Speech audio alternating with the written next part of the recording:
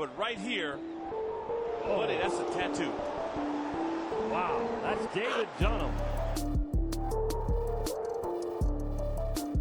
Fact or fiction?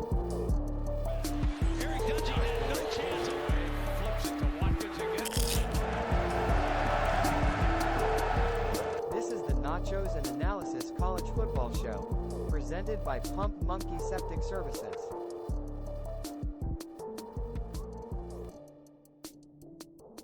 Welcome to Season 2, Episode 13 of the Nachos and Analysis College Football Show.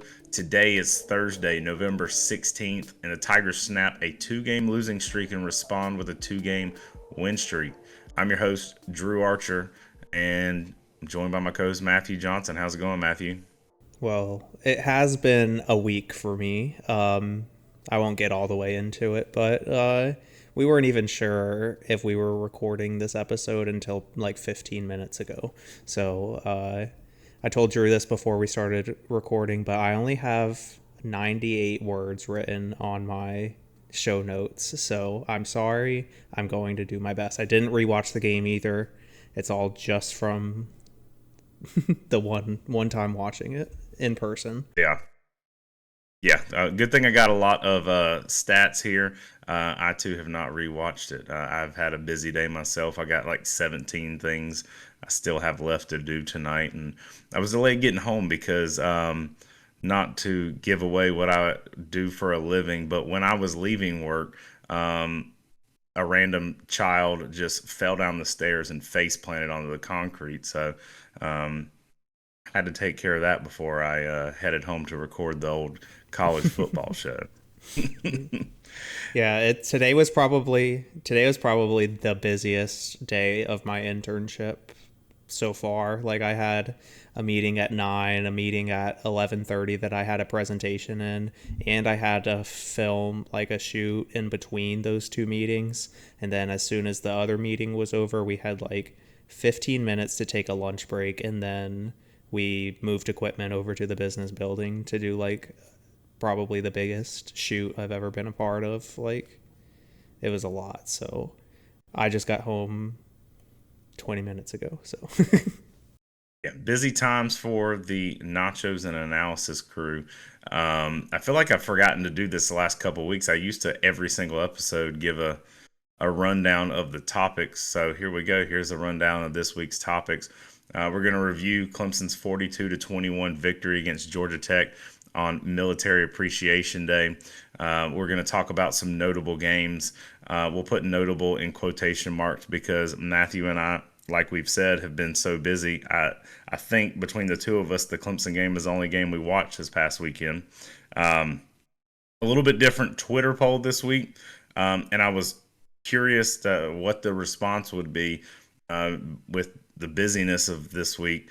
I did not have time to come up with something that gives 4 options like we always do with a poll. So this week's poll is in quotation marks and just left it open-ended for people to comment. And we got a huge response.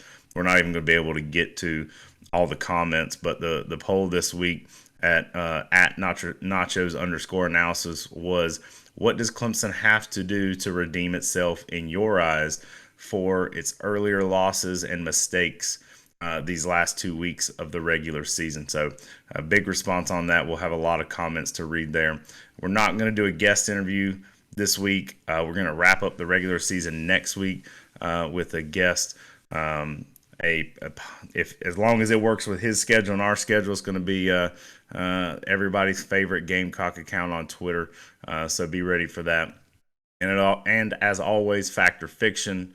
Matthew and I will review our pick'em contest from last week and give out our picks this week before we give out score predictions and discuss the final home game of this season against North Carolina. I can't believe that we're already to this point in the season. It doesn't feel that long ago that I was driving home on a random Tuesday after a loss at Duke. So busy episode. yeah, this semester has flown by. It's like I feel like I was keeping track of like kind of how long the semester was going to know when I'm going to end my internship, but I I feel like just like last week, I was a third of the way through it, and now I have like 2 weeks left. So On by quick. You sit there in the dead heat of June and July, just looking forward to football season, and it gets here, and it's gone before you know it. yeah. So, any initial thoughts on this Georgia Tech game before we look at some of the stats, Matthew? No, I mean, overall, this is going to be off the dome, so I'm sorry if I mess up my words, but I'm very impressed with how this game went. I know I picked a pretty close game in our episode, but I think the defense played really well, and especially the offense. We have a lot of stats here to read, and that's a good thing, and it hasn't always been the case this season where offense just isn't putting up numbers. So really excited to get into some of those and just highlight some of the players who really stepped up, because we had a lot of injuries going on, especially in the secondary. We had a bunch of true freshmen play, and I think this is even one of the first stats. I'll just go ahead and steal this one from you, Drew. Clemson had 4 interceptions in this game and matched the program's high under Dabo Sweeney, and I believe 3 of those were by true freshmen, maybe all 4. 3 were true freshmen. 1 was redshirt freshman Griffin. So all technically freshmen, 3 are true freshmen.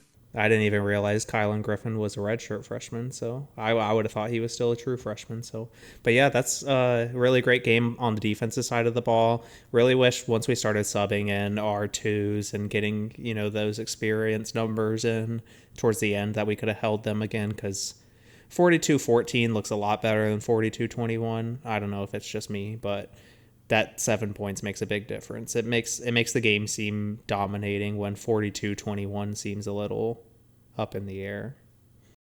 Oh yeah. I would have loved to add that last touchdown back. Defense continues to be a highlight for this team, especially as you noted, a lot of these younger freshmen that are filling in for our injured starters. So you have to feel good. Heading into next year, I was listening Monday morning. Facts and Childers, friend of the show, he was filling in for Mickey Plyler Monday morning, and they were kind of like looking at next year with this defense. And you got a lot of young guys coming back next year that, especially there in the secondary, that get you excited for the next season. But I think this was the most complete game offensively. I don't know that it was necessarily a complete game, but the most we've seen out of this offense. Yeah, last week you beat Notre Dame, but you kind of stalled out there a little bit there in the third quarter. I think it was a good surprise. Heading into it, I know you and I talked. This could have been a letdown game. Clemson's played up and down to its competition all season long. The 2 best opponents that it has played, Notre Dame and Georgia Tech, or Notre Dame and Florida State, they got up for those games, but you like to see them take care of business this week. Yeah, one thing I wanted to mention about your comment about how young the team is and all the young starters and contributors we have right now because of injuries, but I'm starting to get the feeling that Peter Woods and TJ Parker are going to be very similar to that Brian Bresee and Miles Murphy tandem, where they came in at the same time, started as true freshmen, and were gone after 3 years, but they were dominant. Well, other than a couple injuries with both of them were battling injuries pretty much their whole time. But maybe Peter Woods and TJ Parker are going to be a more talented version of them. I know that sounds a little crazy to say at this point, but I think they have the potential to be better. Yeah, this defense is losing some guys this offseason. Some people have the option to come back. We'll see if they come back or not. But you have to feel really good about the defensive tackle position with the guys we have there in that unit. But we're still here in 2023, so we don't necessarily have to look ahead to 2024 yet. It was a great day on Saturday, Military Appreciation Day, as we talked about last week. Always one of my favorite games. One of Matthew's favorite uniforms there, the all purple. It's always good to be in the Valley. Looking forward to being back there this upcoming week, but sad it is the final time we'll be there this season. Yeah, but I do want to say that it's probably been a while since we've had like a very competitive game be the last game that we have at home in a season, because we usually, if we're playing at South Carolina, a lot of the times, I can't remember the last time we played a conference opponent right before playing South Carolina, but a lot of the times, maybe, I guess I was going to say 2020, but we didn't play South Carolina then. But yeah, like usually we'll have a cupcake game scheduled right before South Carolina or one of those in-state FCS schools like Citadel or Furman type schools. But it's going to be interesting. This is a really tough stretch of Clemson schedule. I know we've talked about it ad nauseum on this podcast before, so I won't get too much into it. But this is a big test, and really is going to be a benchmark of how Clemson started and ended this season. Yeah, can you imagine a month ago finding out that heading into this final home game of the season, he's the 6.5-point favorite against North Carolina with what we were seeing with our eyes a month ago? Yeah. I mean, even after the Duke game, I guess the Duke game, we were still kind of thinking it could have been a fluke. But, once we got past Syracuse and a couple of teams after that, we were down on this team very bad. And they've really been able to turn it around. I really think it was a morale thing. And with the turnovers and fumbles just getting in our own players' heads. But I'm glad to see it seems like we might be past that now. We're still turning the ball over too much, but we're winning games. And that's a big part of it. We weren't winning games early and turning the ball over. Yeah, the what do they call that end of the year award ceremony they do? Do you know, out there at the practice facility where they give out all those awards to the team at the end of the year? Ooh, I cannot remember, but the Clemmies. Is it the Clemmies? Yeah, it's like Emmys, but with CL in front of it. Okay. Does Tyler from Spartanburg get an invite there for, is he nominated for MVP? Because don't look now, but since he called Dabo, we've seen a big change there. Yeah, I mean, maybe he gets, I know there's like a most improved player award, but I wonder if there's like a most improved fan award or fan that caused the most improvement. I'll shoot Dabo an email for a nomination there. So looking at some of these stats from Saturday's victory, Clemson won its 9th consecutive game against Georgia Tech, dating back to the 43-24 home win back in 2015. Clemson's 4 interceptions matched the program's high under Dabo Swinney. It was Clemson's 6th 4-interception game of his tenure, and its first since against Pitt. Also, that game, Clemson wore all purple, if I'm not mistaken, as well. Clemson held Georgia Tech to 254 yards, 142 of which came on the Yellow Jackets' final 2 drives of the game, is when you started subbing a lot of guys in. Wait, can we do the math on that one real quick of how much they had before those last 2 drives? It's like 90, 98, 92. No, it's more. Oh, 100. Yeah, it's 110 or 112. 112, yeah. So going into the final 2 drives, Georgia Tech had 112 total yards, but finished with 254. That's what me and Drew were talking about at the beginning of the episode about finishing. And I know we were subbing in a lot of young guys, and we were really getting some depth worked on at this point in the game. But you want to see better stuff when you sub in that depth, at least. But, I mean, if you think about it, you had all these true freshmen playing out there as starters on Saturday who are normally backups. So when you bring in the quote-unquote backups this past Saturday, you're looking at some 3rd and 4th stringers too. So 11 Hamp Greens out on the field. Yeah. Clemson recorded 465 yards of offense. It was Clemson's 88th 400-yard game since 2015. That's the 3rd most in the nation.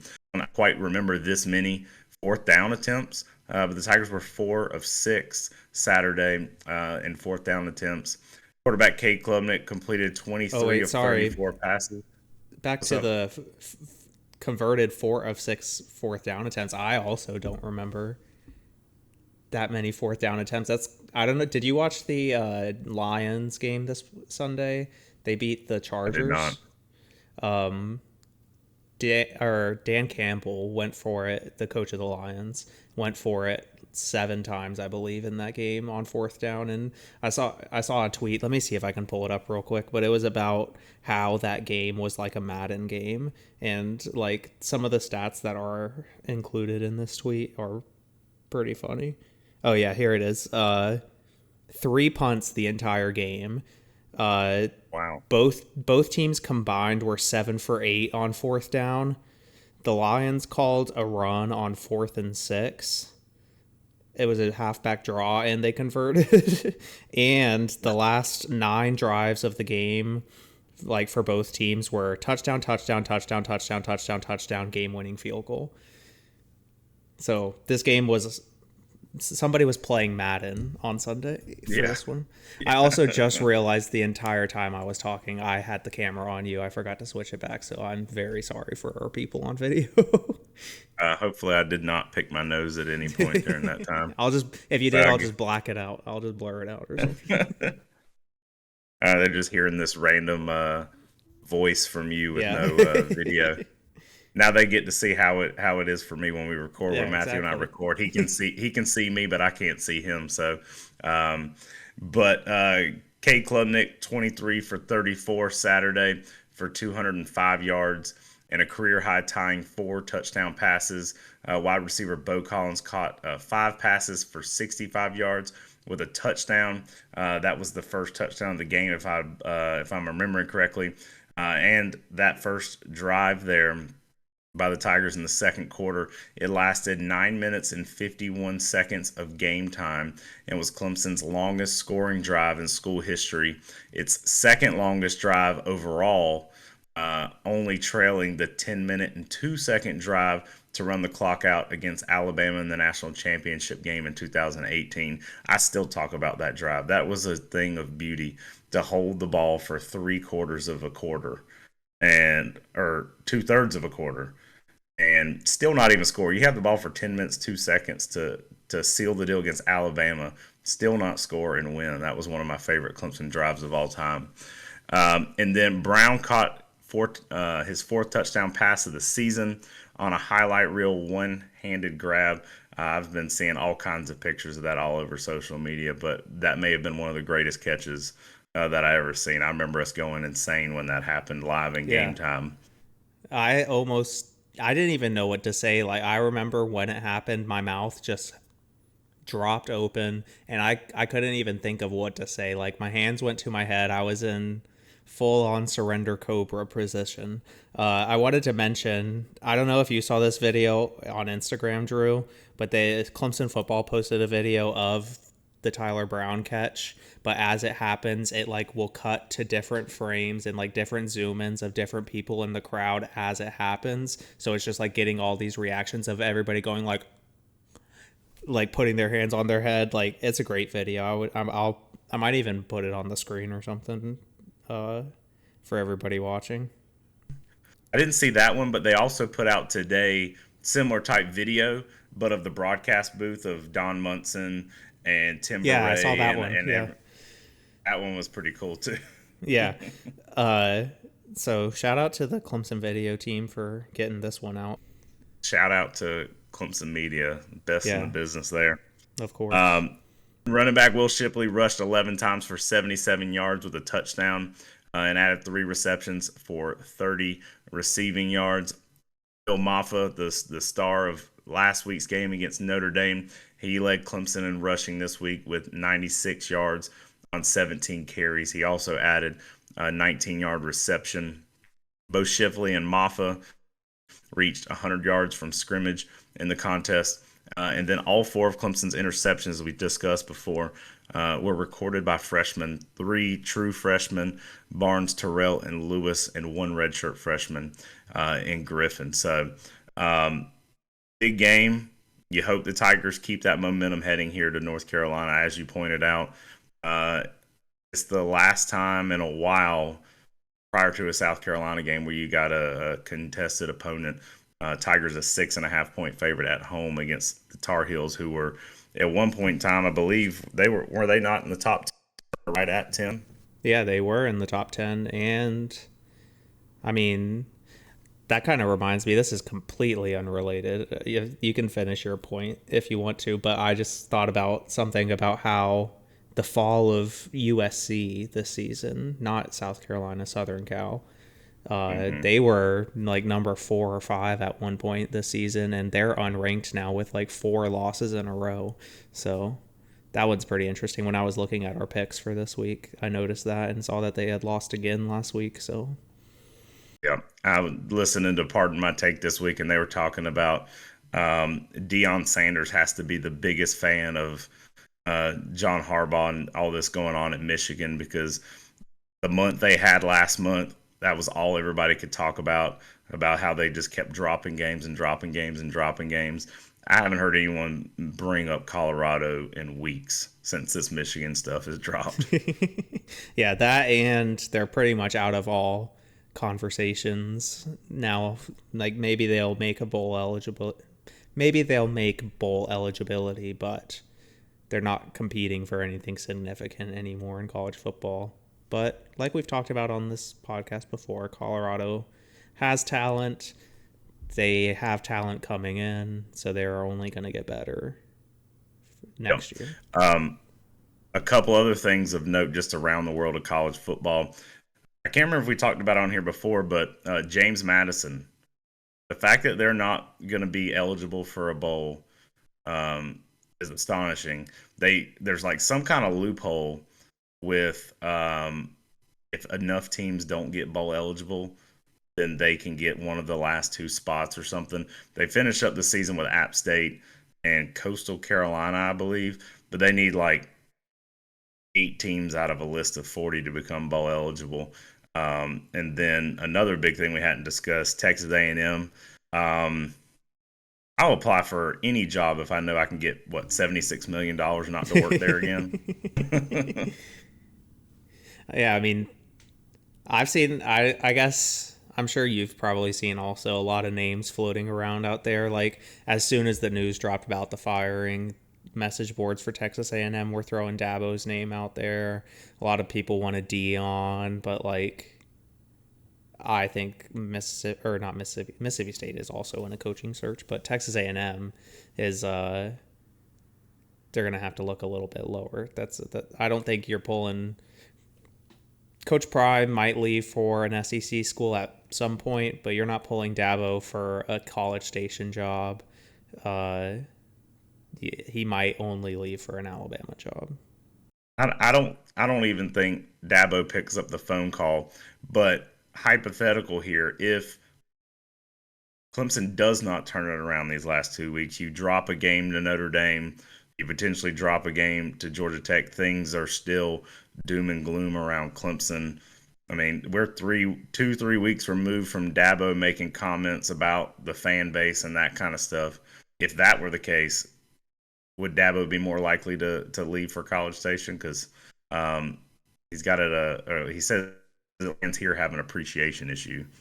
Yeah, I mean, I've been really thinking about the comments like that recently, because I didn't read the full article, but I know somebody in the Clemson beat wrote an article or had an interview with Will Shipley about his future plans, and something, I didn't read it, but there was something in the headline that kind of mentioned that he was thinking about leaving at least, or he gave like a coach speak answer that I can't remember word for word. I don't even know if what I'm about to say is even similar to what he said, but focused on what he's doing right now. He can't think about the off season or whatever, something along those lines. But I don't know. I could definitely see Will Shipley transferring out, depending on how the last few games go, especially if Maffa keeps getting more of these yards and more of these carries.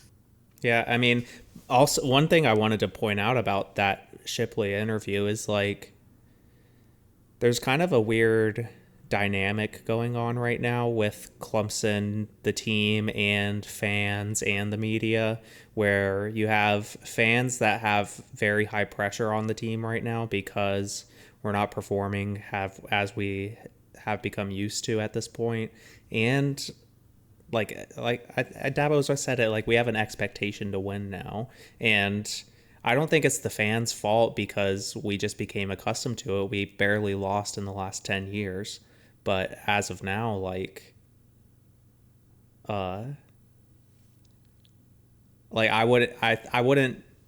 I could see how that could get to a player like Will Shipley, like a star.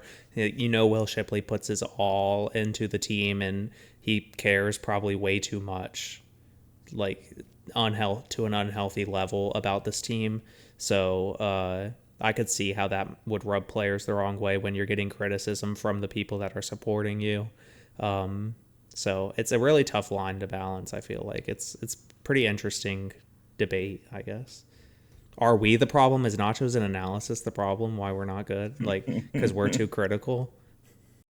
I don't know. I feel like there's a lot more people far more critical than we are. The nice thing about this show is we have quite a few days to reflect and or stew on the previous week's game. So I feel like a lot of our takes, most of the time on here, are not too absurd. Maybe if you catch some of our tweets on game day live, those might be a little bit more reactionary. Yeah. But we got some week 11 notable games. Matthew put both of those in here.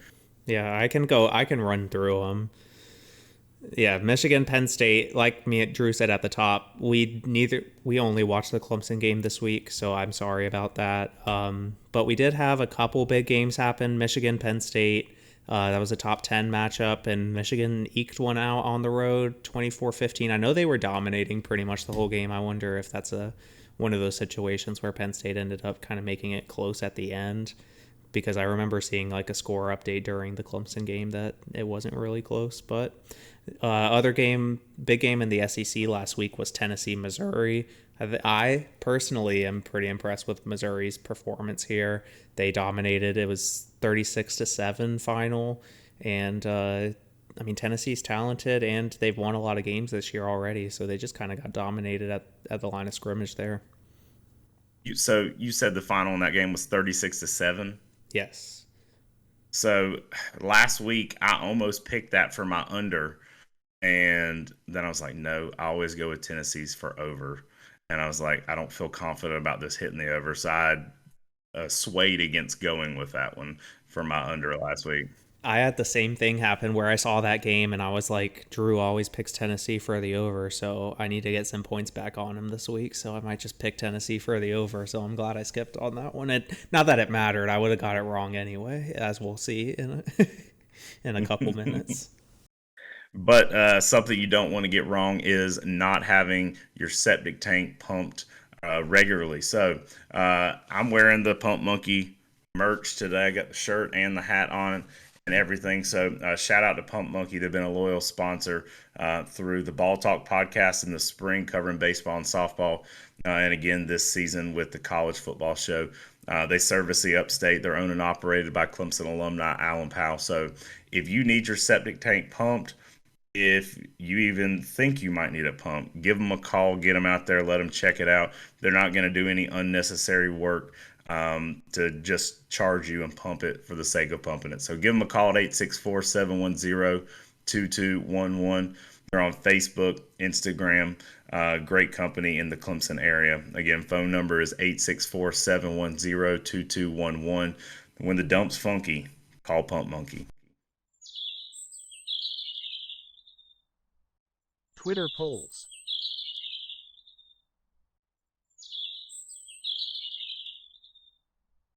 All right, our Twitter poll of the week. I don't know. I feel like I'm hearing more and more people actually like catch on to this X thing. I just can't bring myself to say it. For me, it's still going to be Twitter. I don't know about you, Matthew, but at least for this season, it's going to be Twitter because I made this animation for this transition and It says Twitter. So, and it uses a bird and tweet sound. So we're calling it Twitter at least through January. Yeah. So if you don't follow Nachos and Analysis on X, on Twitter, whatever you call it, at Nachos_analysis, this week's quote unquote poll of the week was more of a question. And shout out to everybody who responded. I think I put this up with like 6 hours time before we were recording, and we got a great response. The question was, what does Clemson have to do to redeem itself in your eyes for its earlier losses and mistakes these final 2 weeks of the regular season? Before we give our thoughts, we'll read through some of the listener response. And right off the bat, Gerald J., father of Matthew, gets in and says, beat both Carolinas by multiple TDs. Hank Lee says, 0 red zone turnovers. They can't undo the past, but they can certainly not repeat the same mistakes that cost them at least 2 games this year. If Clemson takes care of the little stuff and the losses to a better team and loses to a better team, then fine. But giving games away is unacceptable. Clemson Addict says, win out, win against a ranked UNC team, beat the rival at their place, and beat a ranked team in a decent bowl. Then use the port to get a big name wide receiver, whichever is the biggest name in the portal at wide receiver and O-line, and improve the staff and quit hiring guys with no coaching experience. So, Clemson Addict went off. yeah, he did. And he had quite a people in his mentions discussing back and forth. Matt Diamond said beat South Carolina and win a bowl game. Frankly, Howard just beat the Cox. That's all. That Clemson burner gets in and says limit turnovers and take real inventory of the offensive staff, starting with O-line. That group has not been great for years, and how we mix and match guys up there isn't feasible for a long-term success. Offensive coaches need to be heavily scrutinized this offseason. Philosopher Phil gets in and says, I just hope they win out. Man, he threw a man in there. Hutch says, can't. Win out and reduce the big mistakes would help, but we are not reaching our goals, so total redemption is not feasible. I like this name here. Taco Gaming 75 says, nothing will redeem those losses in my mind until we see position coaching changes. Clemdog says, win out, and not just because the defense had to play elite. The offense needs to show huge strides of competence. I think we saw a good bit of that this week. Matthew Barish Bryant, simple, just play freaking better. I don't care about winning or losing, but all the losses, the teams just stunk. No fundamentals, no discipline, and the wins mostly. Clemson had discipline and played fundamentally sound football. That's all I want, just a good play on the field. Friend of the show, Ryan Cantor, gets in and says, beat the Cox and learn from this season and actually pivot and change some of the philosophies. The worst thing that can happen is we lose to the Cox. The second worst would be we win and think no changes are necessary because we beat a few decent teams down the stretch. And then Mark Ryan, host with the Fan Upstate, he says, it's been bad all season. Redemption can't happen until 2024. Matthew, I see you highlighting something here in our show notes. What you got to say about Ryan's comment? I really like what Ryan said here. I think it's very well worded. I really like the second point he made where the second worst thing that could happen is we beat North Carolina and South Carolina. And because we got these big wins down the stretch of Notre Dame, Georgia Tech, North Carolina, South Carolina, we're going to think we're headed in the right direction. But there is definitely serious, I think somebody else even mentioned it, there is inventory that needs to be taken within our program. And we need a full audit this offseason, especially of the offensive side of the ball. But what I did have, before I get into my answer, I wanted to mention, you said you liked the name Taco Gaming 75. That reminded me, you've probably never played Fortnite, Drew, but Fortnite is very big right now, so maybe we'll get some extra listens by mentioning. But that's like in Fortnite, they'll like, when you can't fill out a lobby, they'll like throw in AI bots in there just like that are easy kills, but they all have names like this Taco Gaming 75, where it's like a noun, a verb, and a 2-digit number. So like when I first saw Taco Gaming 75, I just thought it was a bot. It very well could be. But I agree most with Hank Lee here. 0 red zone turnovers is the biggest thing.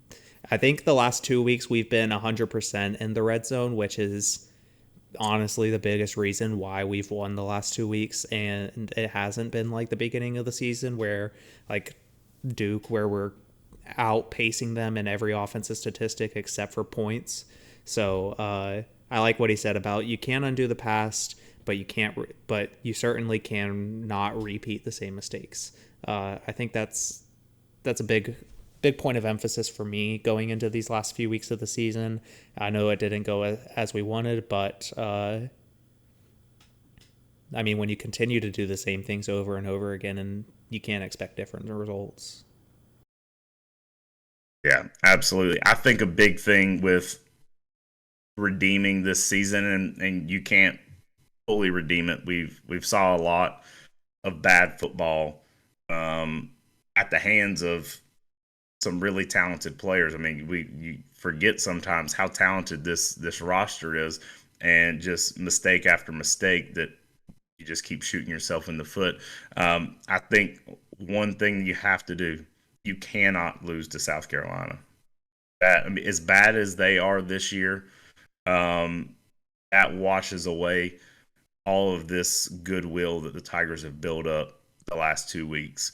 And that losing 2 years in a row to South Carolina, especially the way that you lost it last year, not running the ball, turnovers, and then going to their place this year with the season they've had to win that game. I think that Clemson should, or if they win 3, it'll be a great turnaround. But I'm going to be a little more reasonable because, as we've said, we're not going to any more games this year with any expectations. So I think 2 of 3 to finish out the season, your 2 regular season games and your bowl game, as long as one of those wins is a win against South Carolina.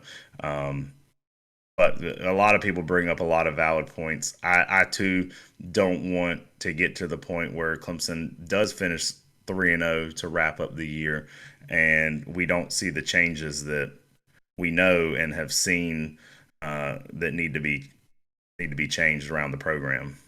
Yeah, exactly.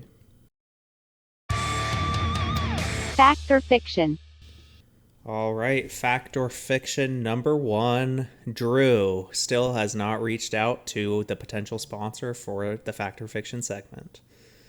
Yeah, I'll let you answer that one first, because if I answer first, that'll give it away. Well, I'm going to say fact, mostly because we've both had very busy weeks, and Drew always only remembers this task during the segment, and then I think as soon as we leave the segment, it leaves your mind. I do think I actually brought it up at the game this past week too, didn't I? Yeah, actually. So I guess you thought of it one other time. I thought about it twice this week, but that was it. Yes, fact. Drew still did not reach out to a potential sponsor for this segment.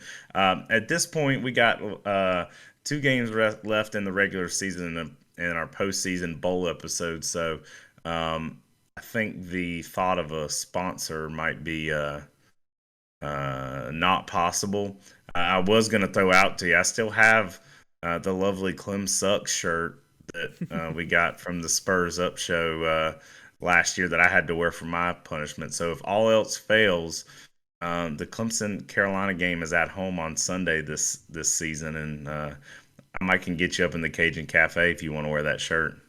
I don't know if the Cajun Cafe will let me in there in that shirt, but I guess I misworded the question. I worded it as this segment, but I meant the next segment that we're going to do, the Pick'em contest. So. Oh yes, yes, true. But yeah, I texted. We'll get into it a little bit more, but I had a really bad week in the Pick'em contest, and I texted Drew this weekend and said that I'm really having to mentally come to terms with the national championship prediction tattoo. It was a great idea in the beginning of the season, but now that it's me, I'm really having to think about it. Well, I mean, to be to be fair, Matthew could have highlighted all my games as red as if I missed all of them because, like we said at the top, I didn't watch any football this week. I did not go back and fact check them, but based on my results this week, I don't think he did that. So, next factor, fiction. I haven't gotten a confirmation on this. I've seen this on. I think it got confirmed this morning, actually. Did it? Okay. A buddy of mine from South Carolina who works there, he told me that it was definite, but until this morning, I guess I hadn't really seen anything definitive. So, fact or fiction, former President Donald Trump attending Clemson, South Carolina game next week only proves it's the best rivalry in college football. I don't think this has anything to do with it, but yeah, it is. Fact, it is the best rivalry in college football. College sports, maybe in general, because we have a very healthy baseball rivalry also. Maybe even more healthy than the football one. That one's more back and forth. But I don't think Donald Trump attending this game has anything to do with how big this rivalry game is. I think it's a political move to try and show Nikki Haley who runs the state. Yeah, I'm going to say fiction here, but probably for a different reason. Taking the orange covered glasses off here, there are far better rivalries in college football than Clemson, South Carolina. I love the rivalry, but you can't put it on top of the Iron Bowl and Ohio State, Michigan, and some of those. So I'm going to say fiction there. This will be kind of weird.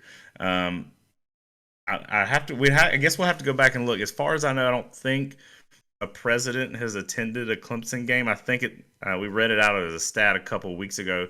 Might have been the Miami game. Might have been a different game. Or yeah, Vice President Nixon.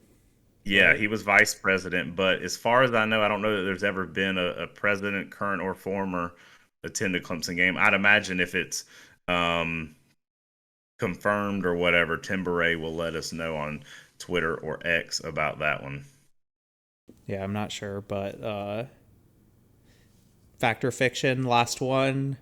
This is I wrote this one because there's a very lively debate going on Twitter as we speak right now. Running down the hill was better with balloons. Well, I'll give a shout out. The person who started this conversation on Twitter is Johnny Carrots. He's a pretty big Twitter account. So if you're following us on Twitter, you're probably following him too. But shout out to him. And I know like Ryan Cantor was getting in on that conversation also. So shout out to them. I'll say that running down the hill is a shell of what it used to be. It used to be a million times better. First and foremost, they eliminated a lot of people from the hill. Like, when a player runs down the hill now, they're still nowhere close to. They're still at least 10 feet away from a fan. They got them so spread out there. Dabo only lets 2 go down at a time. Remember back in the Tommy Bowden days when they had the blue carpet and the team was halfway down the hill before the cannon even fired, and you throw the balloons in there. It's still a special tradition, and I agree. I'm going to say fact. It was better with balloons, and it was better in general about 10 to 15 years ago. Okay, I could get on board with the maybe better in general 10 to 15 years ago because of that. I know like they reduced hill seating, and they just took space away from the hill with some stadium renovations and such, but I think I'm going fiction on running down the hill was better with balloons. I think... especially the conversation I was reading on Twitter, I think it's way overblown of how important the balloons were. Like, yeah, it was a cool spectacle to see, like 1,000 balloons going up in the air, but it's not really worth it because of the environmental impacts of the balloons. And I don't like that a lot of Clemson fans just overlook that and like be like, oh, it doesn't matter. Like, who cares if a duck chokes on this deflated rubber balloon or something? But there's 1,000 of them, so there's 1,000 ducks choking on these balloons. So I will say I don't know how long it takes them to break down, but towards the end of the lifetime of the tradition of the balloons, they were using a biodegradable balloon. Now I don't know how long it takes it to break down. I'm sure a duck could choke on it before it got to that point. So, I mean, I was just throwing a duck as a random animal out there. well, I like how you differentiate it because usually it's about the turtles. So I like ducks. They're pretty animals. They taste good. We stopped using plastic straws a couple of years ago, so the the turtles are fine now. Yeah, the Ducks need to get a better PR team. They need to reach out to the Turtles people. So, all right, let's recap Week 11. Matthew kind of alluded to it in last segment. We'll just rip the Band-Aid right off. Matthew went 0-4. I went 4-0. And if you've been following along the last couple weeks, I've been on a tear.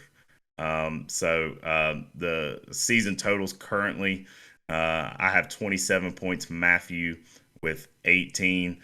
I'm still not comfortable. We still got our preseason picks, which I went back and looked when I was making these show notes.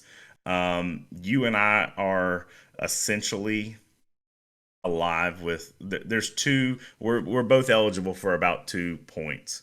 We're kind of in the same boat with the picks that we gave out, if my math was correct. So that one may not come into play quite as much. But we do have a big bowl season with lots of picks to give out. So my 9-point lead is not giving me a ton of satisfaction. I'm head down, nose to the grindstone. I'm going to keep on doing what I do. Yeah, I mean, I think last season I was down 2 to 3 points heading into bowl season and made up that. And I think I won on national championship week that was the deciding factor. So I'm not going to lie, I'm pretty close. I was looking at this when I sent Drew on Saturday when I updated this, and I sent him that I was 0-4 and Oregon USC was still going on, but he was 3-0 at that point. I was like, I've been considering giving up. But I mean, your comment about our preseason picks doesn't make me feel any happy, but I'm hoping if bowl season gives me a run and preseason picks help me out a little bit, I have a chance still, but I'm not feeling very confident right now. I've not changed my strategy on picks either. I'm just throwing ones out there still. Do you want to talk about any of these games, or are you ready just to wash it clean and move on to Week 12? No, I don't want to think about them at all. Unless you want to talk about going 4-0 on your picks, I'm good to get into this week's. Nah, I'm going to be humble and I will move on. Actually, before we get into our picks this week, I had a random trivia question I wanted to ask you. It's a little tough, so I can give you some hints if you need, but I just saw this on Twitter, turned it into a trivia question. Brett McMurphy posted on Twitter that in the college football playoff era, which started in 2014, so 9 years now. Damn, that's been a long time. But only 7 teams have ever been ranked number 1 in a college football playoff poll. Who are the 7 teams? Oh, the oddball is Mississippi State. Yeah, they actually are not the least. Yeah, they were 3 or 4 weeks? 3, yeah. Maybe 3 weeks. You have obviously Clemson, Alabama, LSU, Georgia. We include Mississippi State there. How many is that? 5? Yes, 5. I feel like I'm missing one more obvious one. Michigan? No, Michigan has not been ranked number 1.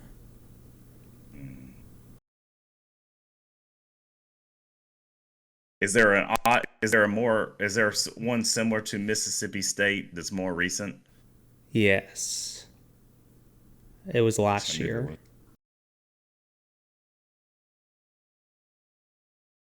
This team was ranked number 1 for 1 week last year, and that's the only week they've ever been ranked number 1 in the CFP. Gosh, I'm gonna be so mad whenever you say this because I remember reading something about this not too long ago. I'm gonna go ahead and wave the white flag and admit defeat. What are the last 2? Okay, so the one I was trying to give you there was Tennessee, They were in the Oh, yeah. first poll last year. They were number one because they had a bunch of good wins and undefeated, but then I think they lost like 3 of the last 4. The one you missed, I'm kind of surprised you missed this one. Ohio State. They have 5 weeks. For some reason, I was trying to remember. For some reason, I was thinking that, I mean, they were always there up in the top 4, especially around that time that Clemson was. But I couldn't remember if they were ever ranked number 1. Yeah. All right. I mean, that is a tough one, but yeah, in order, Bama 24 polls that they've been ranked number 1, Georgia they have 13, Clemson has 8, Ohio State has 5, LSU has 3, Mississippi State also has 3, and Tennessee 1. All right. So Clemson and Georgia have the same amount of national championships during that span. Clemson far less time at number 1. Yeah, exactly.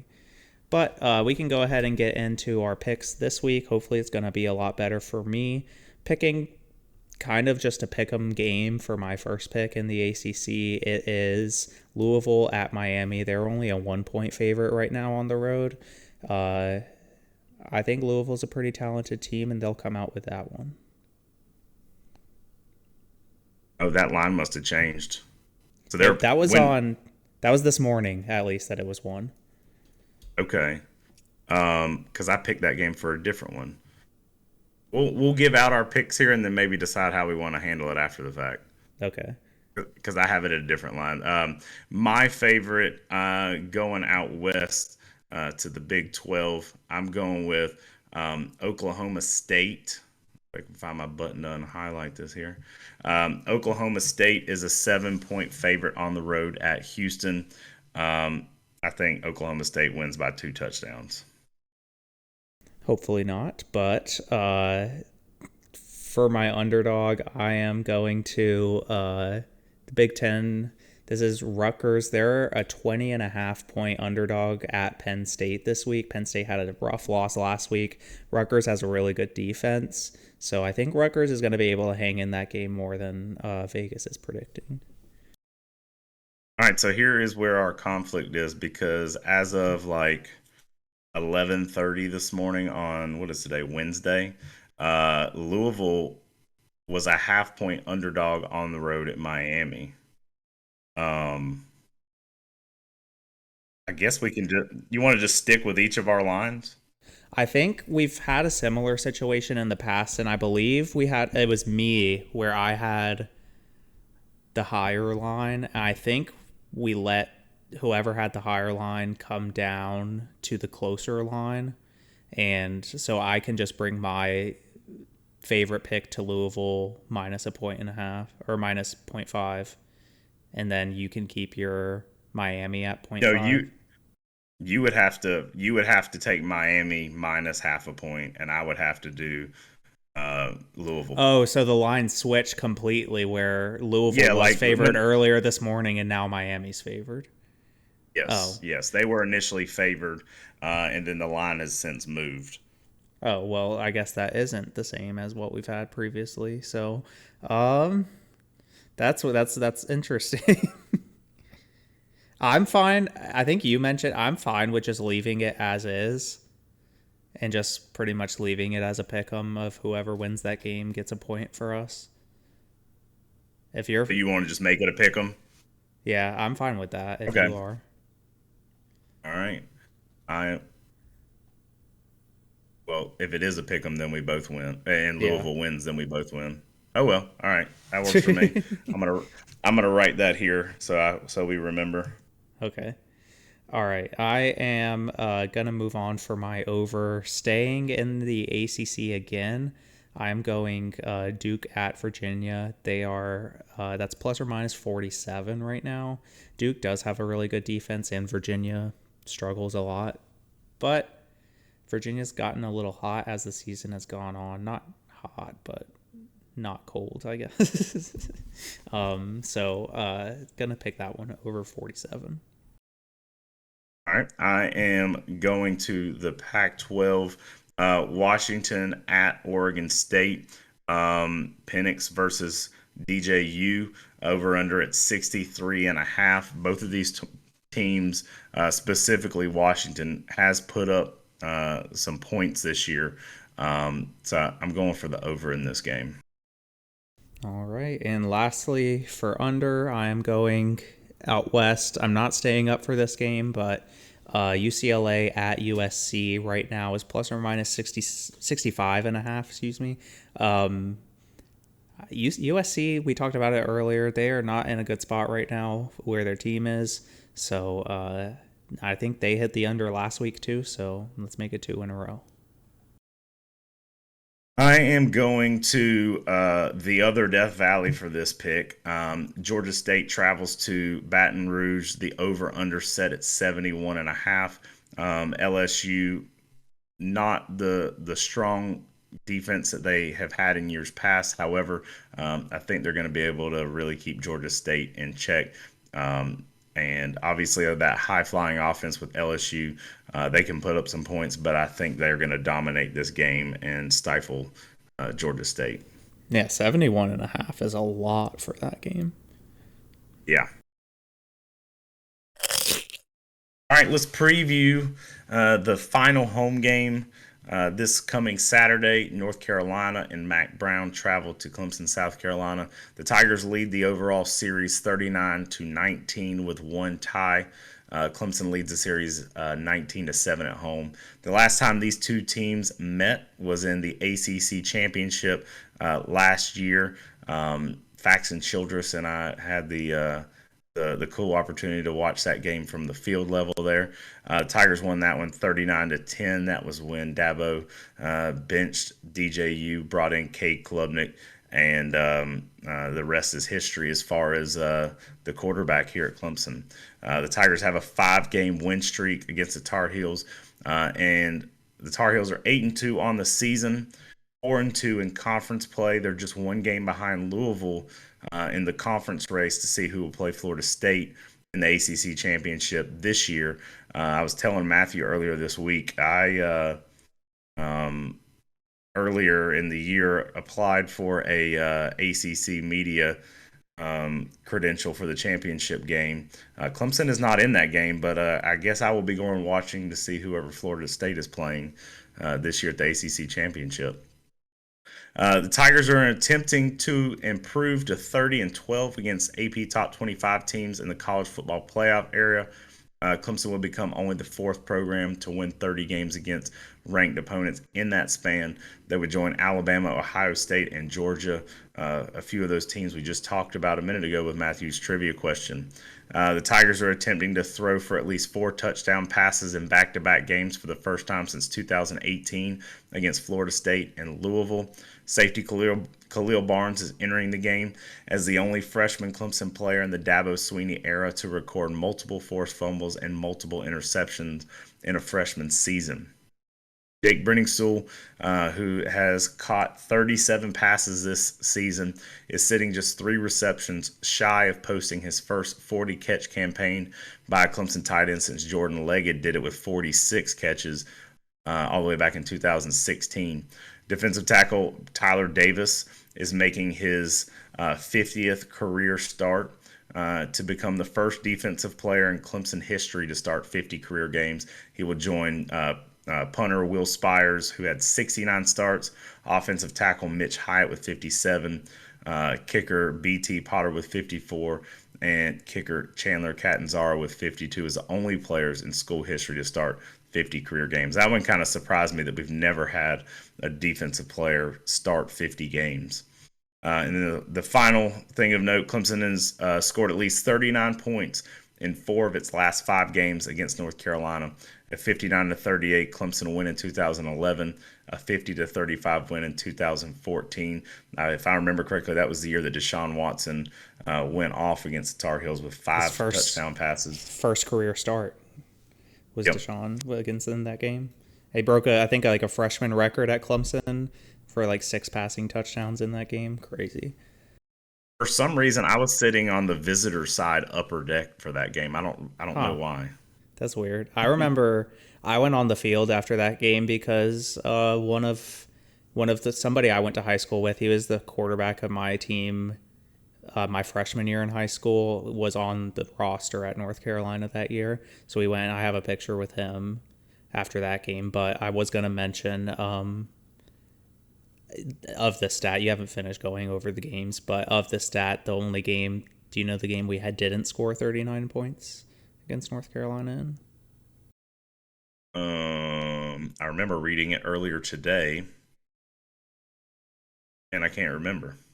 Oh, it was when we were on the road there, wasn't it? Yeah, I believe it was 2019, and we kind of had, or Mac Brown made the decision to go for the win instead of the overtime, and we stopped him on the 2-point conversion to win by 1. So Barely stopped him on the 2-point. I think that was 21-20 or something. So that's the last time. Yeah. So been a lot of good matchups. Two of these last matchups came in ACC championship games. That first of which was a little bit closer than last season's ACC championship victory. So you got a team kind of on an opposite trajectory that Clemson is. They started the season off were as high as the top 10 in the polls, and they've dropped a couple games. However, they still have a lot to play for. A victory here is huge for them. It keeps them in the race with Louisville for the ACC championship. What are your thoughts heading into this game? I don't really have that many. Since I've changed my expectations for the year, I don't like making predictions, or even I haven't even had like a gut feeling going into a game. I am feeling pretty confident about this. I know North Carolina's offense is really good. Drake May is maybe the most talented quarterback in the conference, so that's a little scary. I'm also really worried about how we're going to match up with Tez Walker. I know Drake May and Tez Walker, like, that's the strength of the North Carolina team, but the strength of our team on defense is the secondary, which is who's matching up against those guys. So it's going to be interesting to see how that plays out. I could very well see us getting burnt a lot, but I'm trusting in our secondary and what I've seen on the field from them so far, and they've given me no doubt that we're going to be able to keep Walker in check this week. Yeah, no, I agree. I'm excited to watch that matchup with Walker and May and the secondary at Clemson. Wiggins went off last year in that ACC championship game.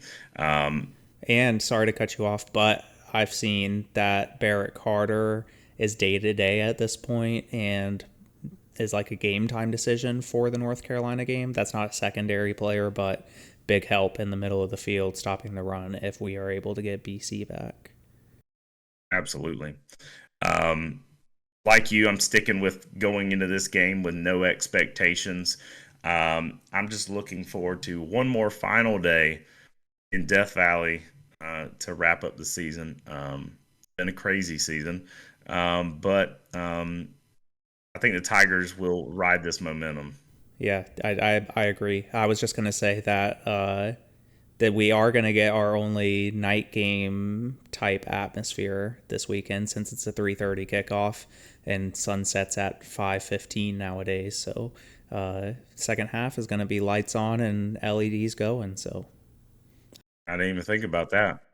Yeah, it's funny because we've had all these day games, but they still have the light show going on, and the only way you actually see it is if you physically look up at the light. So I didn't think about that. So we'll get a little nighttime fourth quarter video. Yeah. All right. Any score prediction this week? I will be honest, I forgot to make a score prediction until we started talking about this North Carolina game. So the only game I've gotten really close to picking the correct score on was the NC State game, and I just picked that one from the show notes. So I'm doing that again. I'm picking the record of Clemson's record against North Carolina, 39-19. Clemson coming away with the win. That would have to be a scoregami if that's the case. I would think so, but we have to reach out to Tim Beret, or I know Austin Pendergeist, whatever his name is, keeps up with scoregamis too.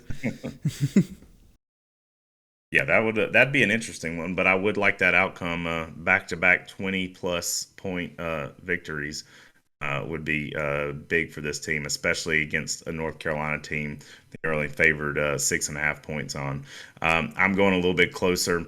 I got the Tigers winning 34 to 27, so I do have them covering by half a point there.